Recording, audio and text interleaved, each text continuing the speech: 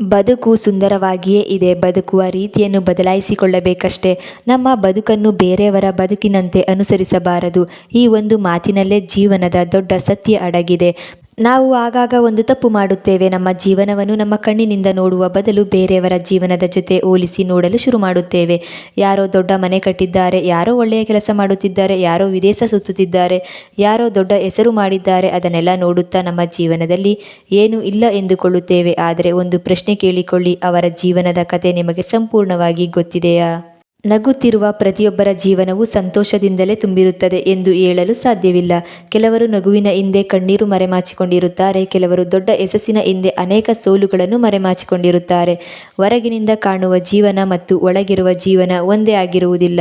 ಆದ್ದರಿಂದ ಬೇರೆಯವರ ಜೀವನವನ್ನು ನೋಡಿ ನಮ್ಮ ಬದುಕನ್ನು ಅಳೆಯಬಾರದು. ಒಂದು ಮರವನ್ನು ನೋಡಿ ಇನ್ನೊಂದು ಮರ ಬೆಳೆಯುವುದಿಲ್ಲ. ಮಾವಿನ ಮರ ತನ್ನ ಸಮಯಕ್ಕೆ ಹಣ್ಣು ಕೊಡುತ್ತದೆ, ತೆಂಗಿನ ಮರ ತನ್ನ ಸಮಯಕ್ಕೆ ಫಲ ಕೊಡುತ್ತದೆ. ಎರಡೂ ತಮ್ಮದೇ ಆದ ಮೌಲ್ಯ ಹೊಂದಿವೆ. ಹಾಗೆಯೇ ಪ್ರತಿಯೊಬ್ಬರ ಜೀವನಕ್ಕೂ ತನ್ನದೇ ಆದ ಸಮಯ, ತನ್ನದೇ ಆದ ದಾರಿ, ತನ್ನದೇ ಆದ ಗುರಿ ಇರುತ್ತದೆ. ನಾವು ಮಾಡುವ ಮತ್ತೊಂದು ತಪ್ಪು ಎಂದರೆ ಎಲ್ಲರನ್ನೂ ಅನುಕರಿಸುವುದು. ಅವರು ಹೇಗೆ ಮಾತನಾಡುತ್ತಾರೆ, ಹೇಗೆ ಬದುಕುತ್ತಾರೆ, ಏನು ಮಾಡುತ್ತಾರೆ ಎಂಬುದನ್ನೇ ನಾವು ಮಾಡಬೇಕು ಎಂದುಕೊಳ್ಳುತ್ತೇವೆ. ಆದರೆ ಅನುಕರಣೆ ಕೆಲವೊಮ್ಮೆ ನಮ್ಮ ನಿಜವಾದ ವ್ಯಕ್ತಿತ್ವವನ್ನೇ ಕಳೆದು ಹೋಗುವಂತೆ ಮಾಡುತ್ತದೆ. ನೀವು ನಿಮ್ಮಂತೆಯೇ ಇದ್ದಾಗ ಮಾತ್ರ ನಿಮ್ಮ ಜೀವನಕ್ಕೆ ಅರ್ಥ ಬರುತ್ತದೆ. ಬದುಕು ಬದಲಾಯಿಸಬೇಕಾದರೆ ಪರಿಸ್ಥಿತಿಯನ್ನು ಬದಲಿಸಬೇಕೆಂದಿಲ್ಲ. ಮೊದಲು ನಮ್ಮ ಯೋಚನೆ ಬದಲಾಗಬೇಕು. ಕೃತಜ್ಞತೆ ಕಲಿಯಬೇಕು. ಇರುವುದರಲ್ಲಿ ಸಂತೋಷ ಕಾಣಬೇಕು. ಪ್ರತಿದಿನ ಒಂದು ಹೊಸ ಅವಕಾಶ ಎಂದು ನಂಬಬೇಕು.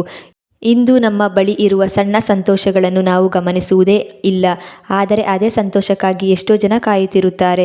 2 ಹೊತ್ತು ಊಟ ಸಿಗುವುದು, ನಮ್ಮವರ ಜೊತೆ ನಗುವುದು, ನೆಮ್ಮದಿಯಾಗಿ ನಿದ್ರೆ ಮಾಡುವುದು, ಆರೋಗ್ಯಕರವಾಗಿರುವುದು ಇವೆಲ್ಲವೂ ದೊಡ್ಡ ಅದೃಷ್ಟವೇ. ನಾವು ಇದನ್ನೆಲ್ಲ ಎಣಿಸುತ್ತಾ ಇರುವುದನ್ನೇ ಮರೆತು ಬಿಡುತ್ತೇವೆ.